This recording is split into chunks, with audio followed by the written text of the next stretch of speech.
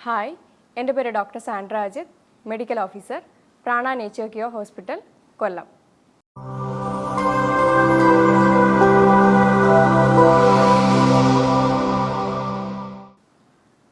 ഇന്ന് ഞാനിവിടെ സംസാരിക്കാൻ പോകുന്നത് കുടൽ ക്യാൻസറിനെ പറ്റിയിട്ടാണ്. എന്താണ് കുടൽ ക്യാൻസർ? ഇതിൻ്റെ ലക്ഷണങ്ങൾ എന്തൊക്കെയാണ്? ഇത് നമ്മൾക്ക് എങ്ങനെ തിരിച്ചറിയാൻ പറ്റും? ഇത് നേരത്തെ തിരിച്ചറിയാൻ കഴിയുമോ? അതേപോലെ തന്നെ ഇത് നമുക്ക് കംപ്ലീറ്റ് ആയിട്ട് ക്യൂർ ചെയ്യാൻ പറ്റുമോ? ഇതിന് സർവൈവൽ റേറ്റ് എത്രയാണ്? അങ്ങനെയുള്ള പല കാര്യങ്ങളാണ് ഇന്നത്തെ വീഡിയോയിലൂടെ പറയുന്നത്. വളരെയധികം കോമൺ ആയിട്ട് കണ്ടുവരുന്ന ക്യാൻസറുകളിൽ ഒന്നാണ് കുടൽ ക്യാൻസർ. കുടൽ എന്ന് പറയുമ്പോൾ വൻകുടൽ ആണ് പ്രത്യേകമായി ഉദ്ദേശിക്കുന്നത്. കുടലിൽ തന്നെ ascending colon, transverse colon, descending colon, sigmoid colon, rectum എന്ന് പറയുന്ന ഭാഗങ്ങളിൽ എവിടെ ക്യാൻസർ വന്നാലും അതിനെ നമ്മൾ കോളോറെക്ടൽ ക്യാൻസർ എന്നാണ് പറയുന്നത്. ഇതിൽ കുറച്ച് റിസ്ക് ഫാക്ടേഴ്സ് ഉണ്ട്. നമ്മൾക്ക് മാറ്റാൻ കഴിയുന്നതും മാറ്റാൻ കഴിയാത്തതുമായ കുറച്ച് കാര്യങ്ങളുണ്ട്. എന്തൊക്കെയാണ് നമ്മൾക്ക് മാറ്റാൻ കഴിയാത്ത കാര്യങ്ങൾ? ജനറ്റിക് ആയിട്ട് ഇത് കണ്ടുവരുന്നുണ്ട്. ഫാമിലി ഹിസ്റ്ററി ഉള്ളവരാണെങ്കിൽ തീർച്ചയായും ലക്ഷണങ്ങളില്ലെങ്കിൽ പോലും ഒരു കൊളോണോസ്കോപ്പി ചെയ്യുന്നത് നല്ലതായിരിക്കും. അതുപോലെ തന്നെ പുരുഷന്മാരിലും ഇത് കണ്ടുവരുന്നുണ്ട്. പിന്നെയുള്ളതാണ് 50 വയസ്സ് കഴിഞ്ഞവരിൽ കൂടുതലാണ് കൊളോൺ ക്യാൻസർ വരുന്നതിന്. അതേപോലെ മാറ്റാൻ പറ്റുന്ന കാര്യങ്ങളാണ് ലൈഫ് സ്റ്റൈൽ മോഡിഫിക്കേഷൻ. അത് ഫുഡിൻ്റെ കാര്യത്തിലായാലും എക്സർസൈസ്, ഉറക്കം, ഇതെല്ലാം അതിൽ തന്നെ വരും. ഫൈബർ കണ്ടൻറ്റ് കുറച്ചെടുക്കുന്നവരിലും അതേപോലെ തന്നെ ഫാറ്റ് കൂടുതൽ എടുക്കുന്നവരിലും ക്യാൻസർ പ്രവണത കാണുന്നുണ്ട്. ഫൈബറിൻ്റെ അളവ് കൂട്ടിയെടുക്കുന്നത് നല്ലതായിരിക്കും. അതുപോലെ തന്നെയാണ് നമ്മുടെ സ്മോക്കിംഗ്, ആൽക്കഹോൾ അങ്ങനെയുള്ള ഉപയോഗമുള്ളവരാണെങ്കിൽ അത് തീർച്ചയായും നിർത്തേണ്ടതാണ്. അമിതവണ്ണം ഉള്ളവരാണെങ്കിൽ വെയിറ്റ് മാനേജ്മെൻറ്റ് ചെയ്യേണ്ടതാണ്. അതേപോലെയാണ് പ്രോസസ്ഡ് ഫുഡ്, പുറത്തു പോയിട്ടുള്ള ജങ്ക് ഫുഡ്, ബേക്കറി ഐറ്റംസ്, അങ്ങനത്തെ സാധനങ്ങളൊക്കെ ഒന്ന് അവോയ്ഡ് ചെയ്യുന്നത് നല്ലതാണ്. ഇതൊക്കെ നമുക്ക് മാറ്റാൻ കഴിയുന്ന കാര്യങ്ങളാണ്. നമുക്കിതിൻ്റെ ലക്ഷണങ്ങൾ എന്തൊക്കെയാണെന്ന് നോക്കാം. ആദ്യം ഒരു വയറുവേദനയിലായിരിക്കും പ്രസൻറ്റ് ചെയ്യുന്നത്. പിന്നെ ബവൽ ഹാബിറ്റ്സിൽ കുറച്ച് നാളായിട്ട് ചേഞ്ചസ്, അതായത് കുറച്ച് നാൾ മലബന്ധം ഉണ്ടാവുകയാണെങ്കിൽ അടുത്ത കുറച്ച് നാൾ ലൂസ് മോഷൻ പോലെ പോവുകയാണ് ചെയ്യുന്നത്. പിന്നെ മലത്തിൽ ബ്ലഡോ കഫമോ അങ്ങനത്തെ എന്തെങ്കിലും കാണാറുണ്ട്. പിന്നെ ശ്രമിക്കാതെ തന്നെ വെയിറ്റ് ലോസ് ആകുന്ന ഒരു പ്രവണത. പിന്നെ പെട്ടെന്ന് അനീമിക് ആവുക, ബ്ലഡ് ഇപ്പം മലത്തിലൂടെ ധാരാളം പോകുന്നത് കൊണ്ട് അനീമിക് ആവാനുള്ള ചാൻസ് ഉണ്ട്. അതേപോലെ തന്നെ ക്ഷീണം, തളർച്ച, പിന്നെ വേറെ ഒരുപാട് ബുദ്ധിമുട്ടുകൾ കാണാറുണ്ട്. അതേപോലെ ടെനസ്മസ് എന്ന് പറയുന്ന ഒരു ഒരു സെൻസേഷനാണ്. നമുക്ക് മോഷൻ പോകാനായിട്ട് തോന്നും, എന്നാൽ പോയി കഴിഞ്ഞ് കഴിഞ്ഞാൽ കംപ്ലീറ്റ് ആവാത്ത ഒരു ഫീല് പോലെ തോന്നും. അതേപോലെ തന്നെ മലത്തിൻ്റെ കൺസിസ്റ്റൻസിയിൽ വ്യത്യാസം ഉണ്ടാവുക, സൈസിൽ വ്യത്യാസം ഉണ്ടാവുക. പിന്നെ അതേപോലെ തന്നെ മലദ്വാരത്തിൻ്റെ വ്യാസം കുറയുക. ഇതിൻ്റെയൊക്കെ കാരണം അവിടെ ക്യാൻസർ ഇങ്ങനെ സൈഡിലേക്ക് വളർന്നു വരികയാണെങ്കിൽ മോഷൻ പോകുന്ന സമയത്ത് ഇതിൻ്റെ സൈസിൽ തന്നെ വ്യത്യാസം ഉണ്ടാവാനായിട്ട് ചാൻസ് ഉണ്ട്. ഇങ്ങനത്തെ എന്തെങ്കിലും ലക്ഷണങ്ങൾ കാണുകയാണെങ്കിൽ ഉറപ്പായിട്ടും ഒരു എക്സ്പേർട്ടായിട്ടുള്ള ഡോക്ടറിൻ്റെ അടുത്ത് പോയിട്ട് കൊളോണോസ്കോപ്പിയോ അല്ലെങ്കിൽ സ്റ്റൂൾ ഒക്കൽ ടെസ്റ്റോ ഇങ്ങനത്തെ സ്ക്രീനിങ് ടെസ്റ്റുകൾ അവർ ചെയ്യുന്നതായിരിക്കും. അപ്പോൾ കൊളോണോസ്കോപ്പി എന്ന് പറഞ്ഞു കഴിഞ്ഞാൽ നമ്മുടെ മലദ്വാരത്തിലൂടെ ഒരു ക്യാമറ ഇൻസേർട്ട് ചെയ്ത് ഉള്ളിൽ എന്തെങ്കിലും ബുദ്ധിമുട്ടുകളോ പോളിപ്സോ എന്തെങ്കിലും ഉണ്ടെങ്കിൽ നമുക്ക് അതുവഴി തന്നെ റിമൂവും ചെയ്യാവുന്നതാണ്. അല്ലെങ്കിൽ എന്തെങ്കിലും അവരൊരു സസ്പെക്റ്റ് ചെയ്തിട്ടുണ്ടെങ്കിൽ അത് ബയോപ്സിക്ക് അയക്കുകയും ഒക്കെ ചെയ്യാവുന്നതാണ്. ഇത് നേരത്തെ കണ്ടുപിടിക്കാൻ പറ്റുന്ന ഒരു സ്ക്രീനിങ് ടെസ്റ്റും കൂടിയാണ്. അതുപോലെ തന്നെയാണ് സ്റ്റൂൾ ഒക്കൽ ടെസ്റ്റ്. ഇതിനകത്ത് നമ്മൾ കണ്ണാലെ ചിലപ്പോൾ കാണത്തില്ല ബ്ലഡിൻ്റെ അംശം ഉണ്ടെങ്കിൽ. ഈ ഒരു ടെസ്റ്റ് ചെയ്യുകയാണെങ്കിൽ ബ്ലഡിൻ്റെ അംശം എന്തെങ്കിലും പോകുന്നുണ്ടെങ്കിൽ നമുക്ക് വേണ്ടുന്ന പ്രൊസീജിയർ മുന്നോട്ട് ചെയ്യാവുന്നതാണ്. ഇത് ജനറ്റിക് ആയിട്ടും വരാമെന്ന് പറഞ്ഞല്ലോ. അപ്പോൾ ജനറ്റിക് ആയിട്ട് ഫാമിലിയിൽ അച്ഛനോ അമ്മയ്ക്കോ അപ്പൂപ്പനോ അച്ചമ്മയ്ക്കോ ആർക്കെങ്കിലും ഉണ്ടെങ്കിൽ ഉറപ്പായിട്ടും ലക്ഷണങ്ങൾ ഇല്ലെങ്കിൽ തന്നെയും ഉറപ്പായിട്ടും ഒരു കൊളോണോസ്കോപ്പി എടുക്കുന്നത് ഏറ്റവും നല്ലതായിരിക്കും.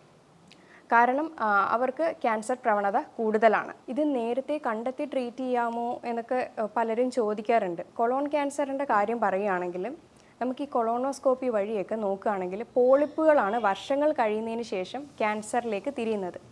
അപ്പോൾ എന്തെങ്കിലും പോളിപ്പോ കാര്യങ്ങളോ ഉണ്ടെങ്കിൽ നമുക്കത് അവിടുന്ന് റിമൂവ് ചെയ്തെടുക്കാവുന്നതേ ഉള്ളൂ. അപ്പോൾ ഇത് യഥാർത്ഥത്തിൽ നമുക്ക് സ്റ്റാർട്ടിങ്ങിൽ തന്നെ കണ്ടുപിടിക്കുകയാണെങ്കിൽ മൊത്തത്തിൽ മാറ്റാൻ പറ്റുന്ന ഒരു ക്യാൻസറാണ്, അതായത് ക്യാൻസറിൻ്റെ പ്രവണതയാണ്. മലത്തിലൂടെ ബ്ലീഡിങ് പോകുമെന്ന് ഞാൻ പറഞ്ഞായിരുന്നു, പക്ഷേ പലരും ഇത് ശ്രദ്ധിക്കുന്നില്ല. ചിലപ്പോൾ ഒന്നും നോക്കാതെ നമ്മുടെ ഈവൻ ടോയ്ലറ്റിൽ ഇപ്പോൾ ഇരിക്കുന്ന ശീലമേ കറക്റ്റല്ല. എല്ലാവരും ഫോണും കൊണ്ടും ന്യൂസ് പേപ്പറും ഒക്കെ കൊണ്ടിട്ടാണ് ഇരിക്കുന്നത്. അപ്പോൾ ഇരുന്ന് കാര്യം കഴിഞ്ഞിട്ട് ഫ്ലഷ് ചെയ്ത് പോവുകയാണ് പതിവ്. പക്ഷേ എന്നാൽ ചിലരിത് നോട്ട് ചെയ്യുന്നുണ്ടാവും. അത് വലിയ കാര്യമാക്കത്തില്ല. വല്ല പൈൽസോ അങ്ങനത്തെ എന്തെങ്കിലും കാര്യമാണെന്ന് പറഞ്ഞിട്ട് അത് അവഗണിക്കുകയാണ് പതിവ്. പക്ഷേ ഇത് ശരിയാണോ എന്ന് തോന്നുന്നുണ്ടോ? കാരണം ചിലപ്പോൾ ഇത് ക്യാൻസർ ആയേക്കാം, ക്യാൻസറിന് കാരണമായേക്കാം. ഇനി നമുക്കിതിൻ്റെ സർവൈവൽ റേറ്റ് നോക്കാം. സർവൈവൽ റേറ്റ് എന്ന് പറയുമ്പോൾ 5 years ആണ്. അപ്പോൾ അത് പറയുന്നത് എന്ന് പറയുമ്പോൾ സ്റ്റേജ് 1ഉം 2ഉം വരുമ്പോൾ 85%ഓളമാണ്. എന്നാൽ സ്റ്റേജ് 3ഉം 4ഉം ഒക്കെ ആണെങ്കിൽ 15% ഉണ്ടാവത്തുള്ളൂ. അതുകൊണ്ട് തന്നെ റിസ്ക് എടുക്കാതെ ഒരു കൊളോണോസ്കോപ്പി ചെയ്യുന്നത് ഏറ്റവും നല്ലതായിരിക്കും. അത് ചിലപ്പോൾ ജെനറ്റിക്കായിട്ട് എന്തെങ്കിലും ബുദ്ധിമുട്ടുള്ളവരാണെങ്കിൽ ഉറപ്പായിട്ടും ലക്ഷണങ്ങൾ കാണിച്ചില്ലെങ്കിൽ പോലും പോയി ഒരു കൊളോണോസ്കോപ്പി എടുക്കുക. ഇല്ലെന്നുണ്ടെങ്കിൽ 50 വയസ്സ് കഴിഞ്ഞവരാണെങ്കിൽ ഒരു 10 വർഷം കൂടുമ്പോഴെങ്കിലും ഒരു കൊളോണോസ്കോപ്പി എടുക്കുന്നത് നല്ലതായിരിക്കും. എന്നാൽ പലപ്പോഴും ഓരോരുത്തർ ചോദിക്കുന്നതാണ് വയറ്റിൽ മലം കെട്ടിക്കിടക്കുന്നതും ഗ്യാസ് കെട്ടിക്കിടക്കുന്നതും ഒക്കെ ക്യാൻസറിന് കാരണമാകാറുണ്ടോ എന്ന്. ശരിക്കും ഇതൊരു പരിധി വരെ ക്യാൻസറിന് കാരണമായേക്കാം. നമ്മൾ ചിലപ്പോൾ അവഗണിക്കുന്ന ഒന്നും കൂടി ആയിരിക്കും ഇത്. നമ്മുടെ വയറ്റിൽ നിന്ന് മലം പോവാതെ നിൽക്കുമ്പോൾ അതെന്താണ് അതിൻ്റെ കാരണം എന്നൊന്നും ആരും പ്രത്യേകിച്ച് പോയി തിരക്കാറില്ല. എന്നാൽ ഇത് അങ്ങനെ വിടാതിരിക്കുന്നതായിരിക്കും ഏറ്റവും നല്ലത്. എന്തെങ്കിലും അങ്ങനെ ബുദ്ധിമുട്ടുണ്ടെങ്കിൽ ഉറപ്പായിട്ടും ഒരു ഡോക്ടറിനെ കൺസൾട്ട് ചെയ്യേണ്ടതാണ്. അതല്ലാതെ വീട്ടിൽ തന്നെ മാറ്റാൻ പറ്റും എന്ന് തോന്നിക്കഴിഞ്ഞാൽ അതിനുള്ള കാര്യങ്ങൾ ചെയ്യാം. ലൈഫ് സ്റ്റൈൽ മോഡിഫിക്കേഷൻ ചെയ്യുക, ജീവിതശൈലിയിൽ മാറ്റങ്ങൾ വരുത്തുക. അതായത് വെള്ളം കുടിക്കുക, നന്നായിട്ട് എക്സസൈസ് ചെയ്യുക, അതിന് വേണ്ടുന്ന ഭക്ഷണങ്ങൾ കഴിക്കുക, ഫൈബർ കണ്ടൻറ്റ് അടങ്ങിയത് കഴിക്കുക. അങ്ങനെ കുറേ കാര്യങ്ങൾ നമുക്ക് വീട്ടിൽ തന്നെ ചെയ്യാൻ പറ്റുന്നതാണ്. ഇനി ഇതിലും മാറിയില്ലെങ്കിൽ ഉറപ്പായിട്ടും ഒരു ഡോക്ടറിനെ കൺസൾട്ട് ചെയ്യേണ്ടത് അത്യാവശ്യമാണ്. ഇതൊക്കെ ഗട്ടിലെ ബാക്ടീരിയയുടെ പ്രശ്നവും കൂടെയാണ്. ഇത് മലം കെട്ടിക്കിടക്കുന്നതായാലും ഗ്യാസിൻ്റെ ആയാലും ചിലപ്പോൾ ഇത് ഇറിറ്റബിൾ ബവൽ സിൻഡ്രം എന്നുള്ള ഒരു രോഗാവസ്ഥയും ആയിരിക്കാം. അതുകൊണ്ട് ഉറപ്പായിട്ടും അതെന്താണ് അതിൻ്റെ റൂട്ട് കോസ് എന്ന് കണ്ടുപിടിക്കുന്നത് വളരെ നല്ലതാണ്. നമ്മുടെ ഗട്ട് ക്ലിയർ അല്ലെങ്കിൽ പല ബുദ്ധിമുട്ടുകളും നമുക്കുണ്ടാകും. നമ്മൾക്ക് എല്ലാവർക്കും അറിയുന്ന കാര്യമാണ് നമ്മുടെ കുടലിൽ ഒരുപാട് ബാക്ടീരിയാസ് ഉണ്ടെന്ന്. അത് നല്ല ബാക്ടീരിയാസും ഉണ്ട്, ചീത്ത ബാക്ടീരിയാസും ഉണ്ട്. ഒരു പരിധിയിൽ കൂടുതൽ നല്ല ബാക്ടീരിയാസ് ആയാലും ചീത്ത ബാക്ടീരിയ ആയാലും അത് കൂടിക്കഴിഞ്ഞു കഴിഞ്ഞാൽ പല ബുദ്ധിമുട്ടുകളും ഉണ്ടാകും. പ്രത്യേകിച്ച് ഇതേപോലത്തെ മലം കെട്ടിക്കിടക്കുന്നതും ഗ്യാസ് ഉണ്ടാകുന്നതൊക്കെ പ്രശ്നങ്ങൾ ഉണ്ടാക്കാറുണ്ട്. ഈ ബാക്ടീരിയാസിൻ്റെ അളവ് കൂടാൻ സാധാരണ നമ്മൾ അളവ് കുറയുമ്പോൾ ഉള്ള കാര്യമാണ് കൂടുതലും പറയുന്നത്, പ്രോബയോട്ടിക്സ് പ്രീബയോട്ടിക്സ് ഒക്കെ എടുക്കാൻ. പക്ഷേ ഇത് കൂടുമ്പോൾ ഉള്ളത് നമ്മളങ്ങനെ കേട്ടിട്ടില്ല. ഇത് ബാക്ടീരിയാസിൻ്റെ അളവ് കൂടുന്നത് എപ്പോഴൊക്കെയാണെന്ന് നമുക്ക് നോക്കാം. ദഹനം കറക്റ്റ് ആവാതിരിക്കുമ്പോഴാണ് ഇങ്ങനത്തെ ബുദ്ധിമുട്ടുകളും കാര്യങ്ങളും ഉണ്ടാകുന്നത്.